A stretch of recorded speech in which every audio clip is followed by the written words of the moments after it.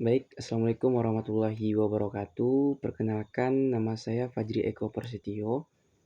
Pada kesempatan pada saat hari ini, saya membuat video mengenai pendekatan sejarah politik yang ada di dunia ini terhadap umat Islam pada saat sekarang ini. Nah, video ini bertujuan untuk memenuhi tugas pendekatan sejarah politik yang dibuat menggunakan video dan akan diupload di YouTube. Baik, pada saat hari ini saya akan membuat sebuah video dan menjelaskan bagaimana sejarah Rohingya, yaitu Muslim yang ada di Myanmar dan segala konflik yang terjadi. Mungkin pada tahap pertama ini saya akan mencoba menjelaskan bagaimana sejarah awalnya Rohingya dan sejarah awalnya konflik yang terjadi di Myanmar. Pada tahap awal itu dimulai pada abad ke-20, yang mana kelompok etnis minoritas yang dikenal sebagai Rohingya di Myanmar menghadapi serangkaian konflik yang berlanjut melalui perjalanan sejarah mereka. Terutama setelah Myanmar meraih kemerdekaan pada tahun 1948. Tingkat diskriminasi terhadap Rohingya juga meningkat, mencapai puncaknya dengan dikeluarkannya Undang-Undang Kewarganegaraan oleh pihak Myanmar pada tahun 1982 yang isinya adalah mengklasifikasikan Rohingya sebagai orang asing.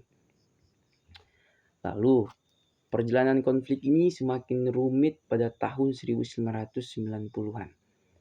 Yang mana pada tahun ini ketika tindakan kekerasan dan konflik mengakibatkan puluhan ribu anggota Rohingya mengungsi ke Bangladesh, dan efek dari kasus ini memicu krisis kemanusiaan dan meningkatnya ketegangan di perbatasan regional. Lalu memasuki tahun 2010-an, tindakan pelanggaran hak asasi manusia oleh militer Myanmar menciptakan gelombang pengungsi Rohingya yang begitu lebih besarnya lagi. Bahkan pada tahun 2017, saat operasi pembersihan menyebabkan ribuan dan kematian dan lebih dari 700.000 orang Rohingya melarikan diri ke Bangladesh. Respon internasional tidak terhindarkan. Respon internasional bahkan mengatakan mereka mengutuk keras tindakan Myanmar dan meluncurkan upaya bantuan besar-besaran untuk pengungsi yang tinggal di kamp-kamp Rohingya.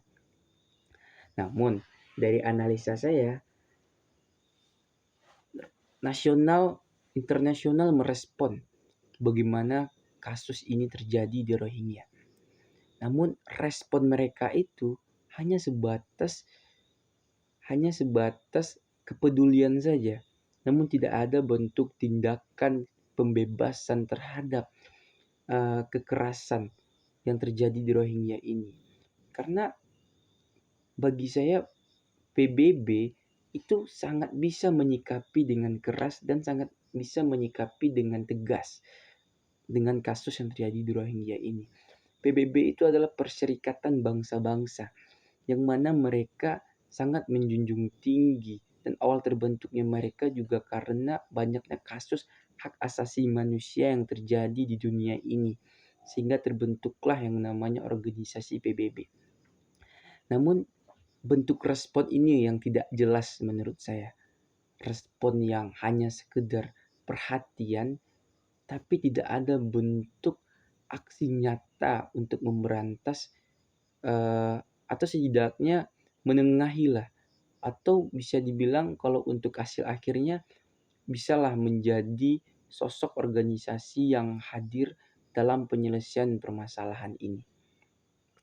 Namun upaya repatriasi pada tahun 2018 dan seterusnya menemui kesulitan yang signifikan, menciptakan tingkat ketidakpastian yang tinggi terkait keamanan dan hak-hak yang layak bagi Rohingya. pada dekade 2020-an, keterlibatan ASEAN dan negara-negara regional dalam upaya diplomasi menunjukkan upaya penyelesaian, meskipun pemulihan hak dan keamanan bagi etnis Rohingya tetap menjadi isu kompleks dan sangat kontroversial. Nah, tadi ada PBB yang hadir untuk menyelesaikan permasalahan ini. Namun bisa dibilang PBB tidak bisa memberikan efek penyelesai lah, atau menjadi sosok penengah di sana. Lalu hadirlah ASEAN, yang mana ASEAN ini menjadi juga sosok organisasi regional yang terdiri dari negara-negara Asia Tenggara yang menyoroti permasalahan ini. Lalu apa efeknya? Ya, efeknya tetap sama saja. Tidak ada perubahan yang terjadi di Rohingya. Isu ini hanya sekedar isu yang menjadi pembahasan, dan isu ini hanya sekedar menjadi topik-topik hangat untuk negara ASEAN membahasnya. Namun, bisa kita lihat kenyataannya pada saat sekarang ini. Ya, Rohingya tetaplah menjadi Rohingya yang menjadi orang asing di negaranya sendiri. Krisis Rohingya sebagai permasalahan yang terus memanas dan membingungkan, memunculkan tantangan besar dalam upaya pemulihan, perlindungan hak asasi manusia, dan pencarian solusi yang adil dan berkelanjutan untuk konflik antara kelompok etnis dan Myanmar. Ya, bisa dikatakan memang kasus ini adalah kasus yang terus memanas dan bisa kita dengar berita-beritanya yang selalu bersebaran, dan kejadian-kejadiannya yang sebagaimana kita sebagai manusia biasa mendengarnya itu adalah bentuk bentuk ketidak menghargai pihak Myanmar sebagai bentuk negara yang tidak menghargai masyarakatnya, dan bahkan genosida terjadi begitu besar-besarnya di sana. Kenapa saya mengatakan kasus ini sangat membingungkan? Saya melirik bagaimana ASEAN hadir untuk menyelesaikan permasalahan ini. ASEAN itu adalah organisasi yang dibentuk oleh negara-negara regional, terkhususnya di Asia Tenggara, atas dasar sepernasipan. Sepernasipan dalam hal apa? Sepernasipan dalam hal penjajahan. Bagaimana negara-negara ASEAN juga adalah negara-negara yang terjajah, negara-negara yang juga merasakan bagaimana rasanya hak asasi manusia itu diabaikan. Negara-negara yang mana terasa efek ekonomi yang begitu hancur karena penjajahan tersebut. Namun, ASEAN ini masih ambigu terhadap regulasi-regulasi yang mereka bikin. Apa contohnya? Mereka sebagai negara yang sepernasipan, namun mereka tidak bisa hadir mengintervensi kebijakan-kebijakan negara yang ada. Contohnya saja Myanmar. Bagaimana Indonesia, Malaysia, Vietnam yang tergabung di negara tersebut. Ya, mereka hanya sekedar bisa membahas, namun mereka tidak bisa untuk menindaklanjuti kasus ini. Bahkan untuk memberi solusi yang pasti tidak bisa, dengan alasan tidak bisanya mengintervensi negara-negara ASEAN. Nah, inilah kalau menurut saya titik lemah dari ASEAN ini sendiri. Mungkin kalau untuk harapan saya, kasus Rohingya ini terselesaikan, sangat banyak pihak menurut saya yang terlibat di sini.